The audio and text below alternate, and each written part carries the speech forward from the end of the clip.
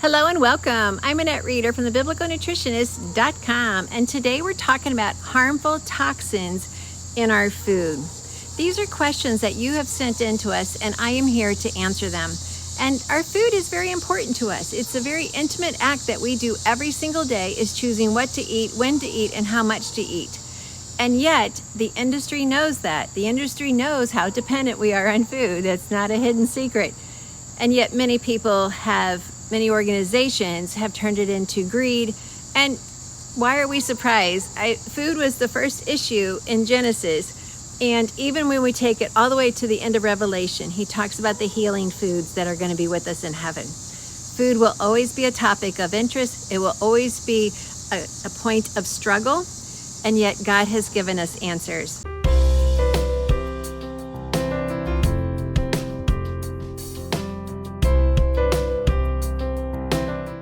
Well, today we're going to talk about harmful toxins in food.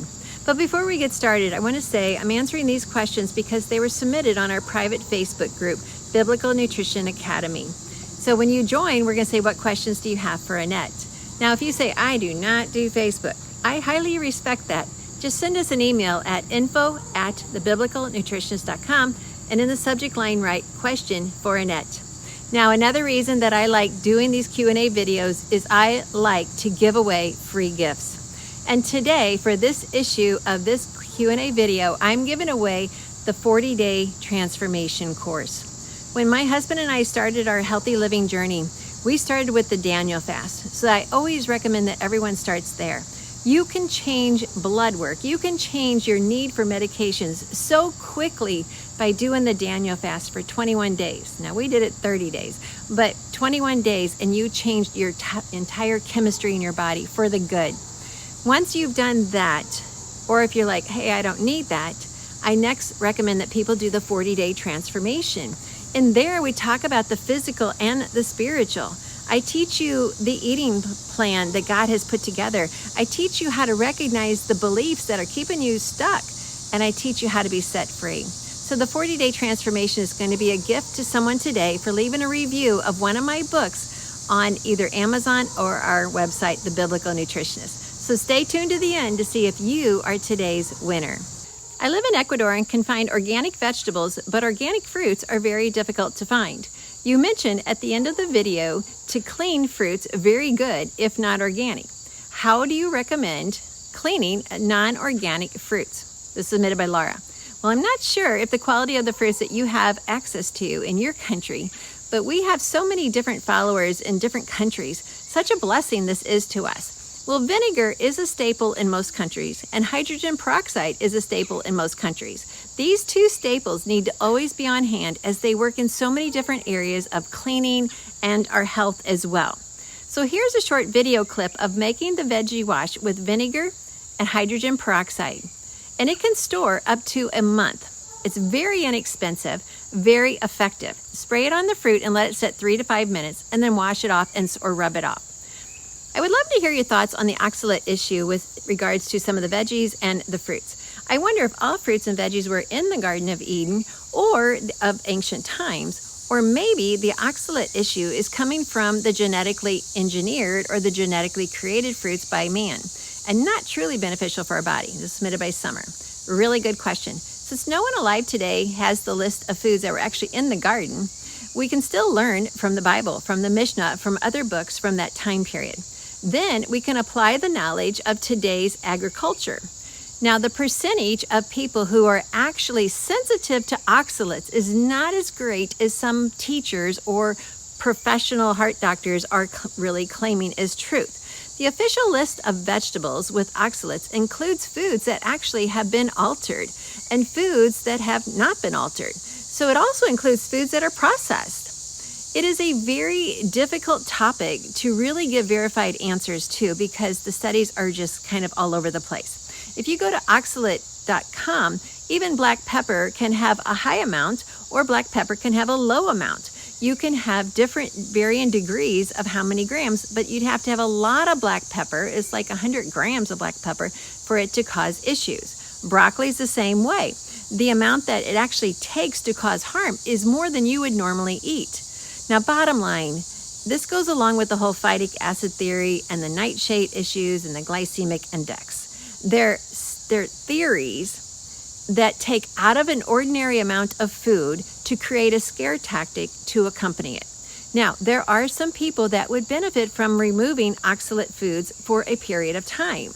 There are some people that have digestive issues that phytic acid may cause trouble, but that is not a general consensus. It is a very, very, very, very small group of people. So all of this hype and hubbubaloo, however you say that word, in regards to lectins, phytic acid, oxalates, and even some of the other glycemic index, these are all theories. And then someone runs with it, and then they'll write all these books about it.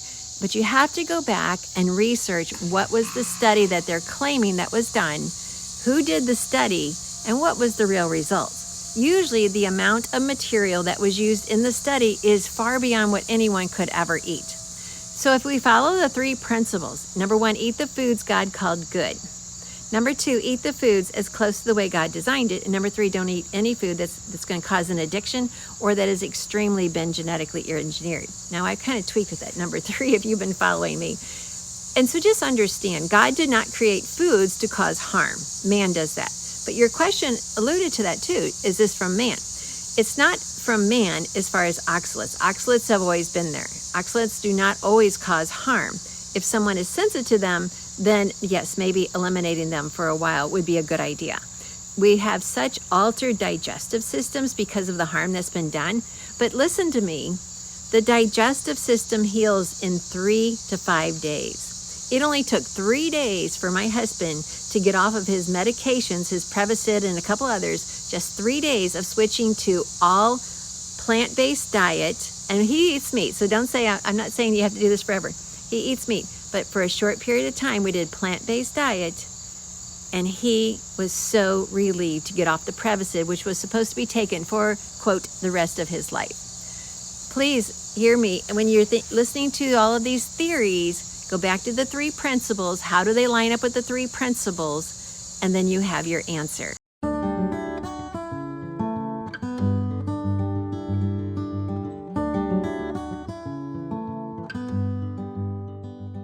Do a show on the nutritional value of factory vegetable farms. What toxic chemicals are they using? Because prices are so high for organic, I have no options to have a garden, and this is submitted by Buddy. Well, the number of chemicals used in the farming industry in the U.S. is beyond what we have time to really showcase. I love the question though. The latest reports are that the misuse of pesticides and the overuse of pesticides, this is where the alarm bells are ringing. The latest alarm bell has just been about the misuse of paraquat. Paraquat is an herbicide primarily used to clear fields before the farmers plant the corn, or soybeans, or almonds, or peanuts, or wine, or grapes, and other crops. Now, the chemical can stay in the soil for years, but when it's sprayed, the paraquat can also drift through the air or linger in the dust. Paraquat is both acutely and chronically toxic, and it can harm people both after a single exposure or after repeated low-level exposures.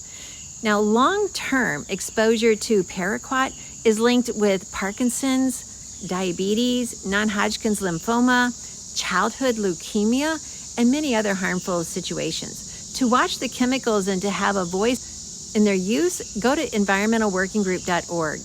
That is the most efficient place to find the answers to the questions that you're asking about the farms and about the organic versus non-organic vegetables. Now, if I were you, I would just say, Lord, how can I grow my own garden? Because there are indoor tower gardens that you can use. Just all you need is, a small section, maybe 10 inches by 10 inches to grow this tower garden, and you'll have fresh greens. Or if you have a patio or a balcony where you could put some tower gardens out there, I highly recommend that. Think outside the box of growing your own foods. Can you do microgreens in your own house, just in a bedroom? Just have a light with some microgreens. Highly, highly, highly beneficial. There's always a way to grow something in your diet so that you can benefit. Thanks for asking. The question is, how can I eat healthy? How can I eat organic when I can't afford organic? And yet we need to because of the chemicals. Well, the answer to that is, here is what I would do. Number one, if I'm going into a grocery store, I always pray, Lord, you've given me the funds that you have given me, and I thank you for them. Now show me what I can buy for what little money I have, and buy the very best, organic, or if it doesn't need to be organic because you're following the Clean 15, then give me the best purchase and the best value for my dollar. Number one is to pray about it. Number two, consider looking into a CSA, Community Supported Agriculture. And there's groups all around the country. You can go to localharvest.org and look for people in your area if you're in the United States. If for those of you outside the United States, I'm not really sure where to go, but you know what? God does, and God always answers your questions. So one, pray about it. Be thankful and grateful for the funds that He has given you. Look for a CSA. Consider gardening, even just doing microgreens in your house so that you get the nutrition that you need. So do microgreens, make your own yogurts, and you will totally change your health with just 2 simple steps every week.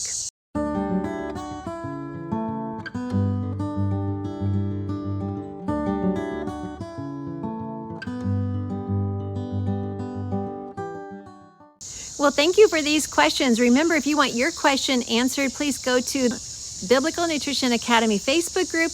When you join, say, I've got a question for Annette.